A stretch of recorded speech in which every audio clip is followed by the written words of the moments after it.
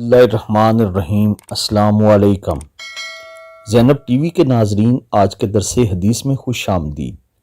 ناظرین اکرام، آج کے درس حدیث کا موضوع ہے احمد یا محمد نام رکھنے کی برکت۔ فرمان مصطفیٰ صلی اللہ علیہ وآلہ وسلم ہے، روز قیامت دو شخص اللہ رب العزت کے حضور کھڑے کیے جائیں گے۔ حکم ہوگا انہیں جنت میں لے جاؤ۔ عرض کریں گے الہی، ہم کس عمل پر جنت کے قابل ہوئے؟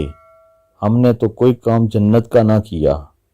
اللہ عز و جل فرمائے گا جنت میں جاؤ، میں نے حلف فرمایا ہے کہ جس کا نام احمد یا محمد ہو دوزخ میں نہ جائے گا۔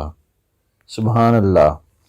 ناظرین اکرام، مفہوم حدیث یہ ہے کہ اللہ تعالیٰ اپنے پیارے محبوب حضرت محمد صلی اللہ علیہ وآلہ وسلم کے ناموں کی نسبت سے مسلمانوں کے نام احمد یا محمد ہوں گے، انہیں جنت میں داخل فرمائے گا۔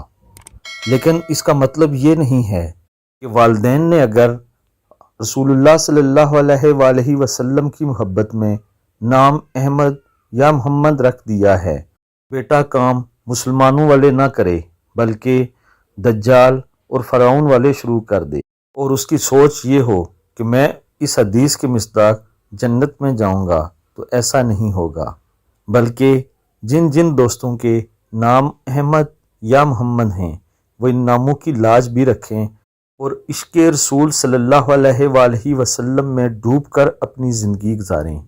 اللہ تعالیٰ سب کو اس حدیث مبارکہ پر عمل کرنے کی توفیق عطا فرمائے، آمین ثم آمین۔